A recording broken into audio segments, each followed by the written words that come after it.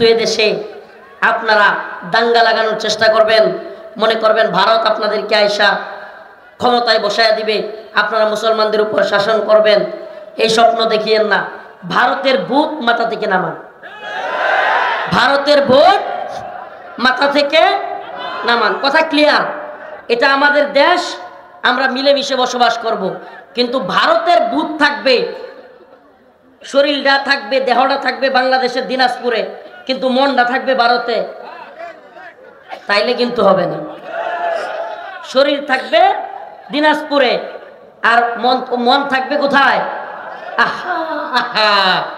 দিনাজপুরও যদি ভারতের দখলে চলে আসতো তাইলে তো আমরাই হুজুর ঘরে শাসন করতাম। এই চিন্তা থাকবে, তাইলে বুঝবেন আপনাকে ছাড় দেওয়ার মানসিকতা আমাদের নাই, কোনো ছাড় পাবেন না।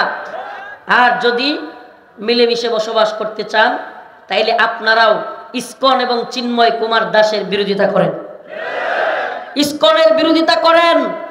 একটা কথা মনে রাখবেন মুসলমান, প্রিয় দিনাজপুরবাসী, আজকের এই শুক্রবার, এই জুমার নামাজের পর এই হাজার হাজার জনতার মাঝখানে বলে যাই, আপনাদের কাছে আমার প্রাণের দাবি থাকবে, হাজারো জনতাকে বলে যাই, দিনাজপুর, পার্বতীপুর, সৈয়দপুর, নীলফামারী, এই আশপাশের সমস্ত অঞ্চল উলামায়ে কেরাম ডাক দিলে অচল করে দিতে হবে। রাজি আছেন ইনশাআল্লাহ? ইসকনকে নিষিদ্ধ না করে আমরা থামবো না ইনশাআল্লাহ, ইনশাআল্লাহ। ইসকনকে নিষিদ্ধ না করে আমরা থামবো, ইসকনকে নিষিদ্ধ করতেই। অনেকে বলে এখন নতুন স্লোগান দিচ্ছে যে চিন্ময় কুমার দাস আর ইসকন এক জিনিস না। আমি তো বলি রংপুরে যে কয়দিন আগে চিন্ময় কুমার আসলো, তাইলে এতগুলো মানুষ সব কি চিন্ময়ের পোলা পান নাকি? হ্যাঁ, রংপুরে যে সমাবেশ করলো, চিন্ময় আসলো, কি পরিমাণে সনাতন ধর্মাবলম্বীরা হইল, সব কি এই চিন্ময়ের ডাউনলোড করা নিজের ঘরের সন্তান নাকি? হ্যাঁ, তাহলে আপনারা তারা সাপোর্ট দিছেন, দিছেন কি দেন নাই? চট্টগ্রামে লক্ষ লক্ষ সনাতন ধর্মাবলম্বীরা তার পক্ষে দাঁড়ায় যায়। আবার আপনারাই বলেন চিন্ময় আমাদের কেউ না, ঠেলার নাম বাবাজি। এখন যখন দেখছেন বিপদে পড়ে গেছে, চিন্ময়রে সাইরা দিয়া ইসকন্ডে ধরছেন। আমরা বলি এই দেশকে যারা অস্থিতিশীল করতে চায় প্রত্যেককে আমরা উচিত জবাব দিব ইনশাআল্লাহ। আরেকটা কথা বলি, বিভিন্ন দলের নেতা কর্মীরা এখানে আছেন, দলের দলান্ধ হয়েন না, দলের গোলামি করিয়েন না। এই আওয়ামী লীগ খালি ভারত আর ইন্ডিয়ার দালাল না।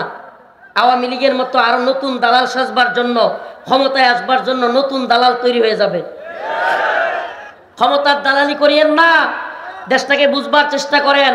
ইন্ডিয়া যেইভাবে উস্কানি দিচ্ছে, খোদা না করুক এক ভয়ঙ্কর মেসাকারের দিকে যাচ্ছে দেশ। এরা টার্গেট কিলিং শুরু করেছে, টার্গেট কিলিং। ছাত্র সমন্বয়কদের যদি গাড়ি চাপা দিয়ে মারতে চাইতে পারে, রফিকুল ইসলাম মাদানীদেরকে, হারুন ইজহারদেরকে মাইরা ফেলবে, এটা কোনো ব্যাপার? আমাদেরকেও গাড়ি চাপা দিয়ে দিতে পারে, আমরা এগুলো পরোয়া করি না। জেল, জরিমানা, রিমান্ড, কে মাইরা ফেলবে এগুলোর চিন্তা ভয় আমরা করি না।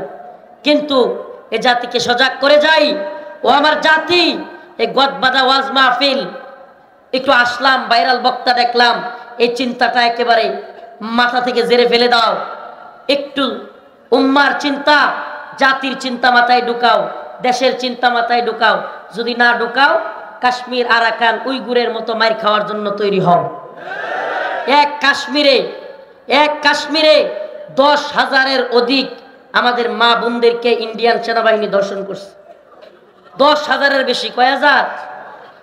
অতএব ইতিহাস একটু জানা দরকার, ইতিহাস একটু পড়েন। সিকিম নামে একটা দেশ ছিল ভারতের পাশে, কি দেশ? হায়দ্রাবাদও আলাদা দেশ ছিল। আজকে ওগুলো আলাদা কোনো দেশ নাই, ভারত ওগুলোরে দখল করে ফেলছে। কিভাবে দখল করছে? আগে ওই দেশের বিরুদ্ধে একটা অস্থিরতা তৈরি করছে, অস্থিরতা তৈরি করে সেখানে হট্টগোল তৈরি করে তাদের প্রশাসন দিয়া দখলে নিয়ে নিছে। আজকে সেই একই ষড়যন্ত্র বাংলাদেশ নিয়ে শুরু হয়েছে, একই ষড়যন্ত্র, সেম। অথচ বৃহৎ বৃহৎ রাজনৈতিক দল, এতদিন তো আওয়ামী লীগকে বলতেন ভারতের দালাল, এটা সেটা। তাহলে এখন আপনাদের কি হয়ে গেল গা? কোনো একটা দলের মুখ দিয়া শুনি না যে ইসকন নিষিদ্ধ করা হোক। শুনছেন আপনারা? এই বিএনপির মুখ দিয়ে আজ পর্যন্ত শুনছেন? মির্জা ফখরুল ইসলাম, ওনাকে দেখলাম এখন প্রথম আলো আর ডেইলি স্টারের পক্ষে সামসামি শুরু করছে, দেখলাম শুরু করে দিছে। আমরা বলি শুনেন, আপনারা যখন মার খাইছেন, আওয়ামী লীগ যখন আপনাদেরকে নিষ্পেষণ করছে, মামলা দিছে, জুলুম করছে, আমরা কিন্তু আপনাদের পক্ষে ছিলাম। কথা কন না, ছিলাম কি ছিলাম না? এই বিএনপি নির্যাতনের বিরুদ্ধে, আওয়ামী লীগের বিরুদ্ধে আমরা দাঁড়াই নাই? দাঁড়াই নাই? জেলে যাই নাই? রিমান্ডে যাই নাই? আপনাদের উপর জুলুম হয়েছিল, আমরা আওয়ামী লীগের বিরুদ্ধে গিয়েছিলাম। কিন্তু সাবধান, আওয়ামী লীগ যেই ভুল করেছিল বাংলার জমিনে, একই ভুল আপনারাও করিয়েন না, লাথি খাইতে বেশি সময় লাগবে না। আস্তে বলতেছি কথা, কিন্তু মনে রাখবেন, আওয়ামী লীগের পরিণতি যদি বুক করতে না চান, ভারতের দালালি ছেড়ে দেন, ভারতের দালালি ছেড়ে দেন। ইসকন নিষিদ্ধ হোক, এই কথাটা মুখ দিয়ে বের করতে পারে না এরা। ও মুসলমান ইমানদার, ও মুসলমান ইমানদার, এদেশের অনেক গাদ্দার মুনাফিক আছে, আপনারা নারাজ হয়েন না। অনেক সাধারণ নেতাকর্মী আছেন যারা জেল খাটছেন, বিভিন্ন জুলুমের শিকার হয়েছেন বিএনপির আওয়ামী লীগ সরকারের আমলে, তারা নারাজ হইতে পারেন, কিন্তু কষ্ট নেবেন না। একটা কথা বলি, সাধারণ কর্মী থেকে নিয়ে তৃণমূলের কিংবা মধ্যম সারির কর্মীরা জেল খাটছে, জুলুমের শিকার হয়েছে সত্য, কিন্তু সিনিয়র লেভেলের অনেক নেতা আওয়ামী লীগের এবং ভারতের দালালি করছে, আওয়ামী লীগের এবং ভারতের দালালি করছে। এরাই এখনো পর্যন্ত ভারতের এবং আওয়ামী লীগের দালালি করেই যাচ্ছে। এদের জন্য এখনো আওয়ামী লীগকে নিষিদ্ধ করা যাচ্ছে না। গতকালকে একটা টক শোতে দেখলাম, ফেস দ্য পিপলের একটা টক শোতে প্রধান উপদেষ্টার প্রেস সচিব তিনি বলতেছেন যে রাজনৈতিক দলগুলো একটাও ইসকনকে নিষিদ্ধ করার পক্ষে না, রাজনৈতিক দলগুলোর একটাও ইসকন নিষিদ্ধের পক্ষে না। আপনি কল্পনা করতে পারেন, অথচ যে ইসকন দেশ ভাগ করতে চায়, যে ইসকন দেশকে ভারতের গোলাম বানাইতে চায়, যে ইসকন দেশকে একটা খরগ রাজ্য বানাইতে চায়, সেই ইসকনকে নিষিদ্ধ করার কথা বলবার হিম্মত করতে পর্যন্ত পারতেছে না। কল্পনা করতে পারেন? এই আমাদের কথা বুঝার চেষ্টা করেন, বুঝার চেষ্টা করেন। দলাদলির সময় নাই।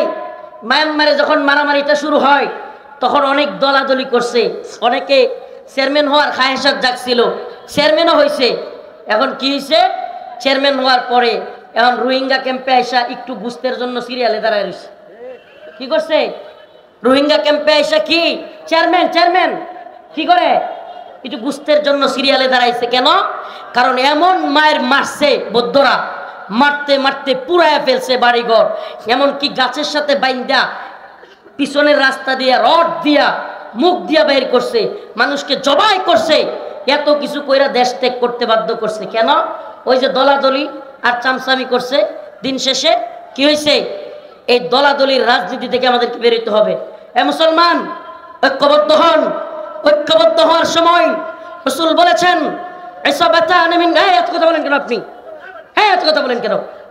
ইসাবাতান মিন উম্মতি আহরাজাহুমুল্লাহু মিনান নার, ইসাবাতুন তাগজুল হিন্দা ওয়া ইসাবাতু মা ঈসা ইবনে মারইয়াম। ভাইরা আমার, দিনাজপুরের মুসলমান, আল্লাহ রাসূলের কথা কখনো মিথ্যা হতে পারে না। রাসূল বলেছেন, ইসাবাতান মিন উম্মতি আহরাজাহুমুল্লাহু মিনান নার, ইসাবাতুন তাগজুল হিন্দা। আমার উম্মতের দুইটা দল, আমার উম্মতের দুটা দলকে আল্লাহ পাক জাহান্নামের আগুন থেকে মুক্তি দিবে। এর একটা দল হলো ইসাবাতুন তাগজুল হিন্দা, যারা হিন্দুস্তান বিজয় করবে। সুবহানাল্লাহ। কি করবে? হিন্দুস্তানে এক ভয়ঙ্কর যুদ্ধ হবে। নাসাই শরীফের হাদিস, হাদিস বলতেছে হাদিস, কোন ব্যক্তির মুখের কথা নয়, নাসাই শরীফের হাদিস। রাসূলুল্লাহ সাল্লাল্লাহু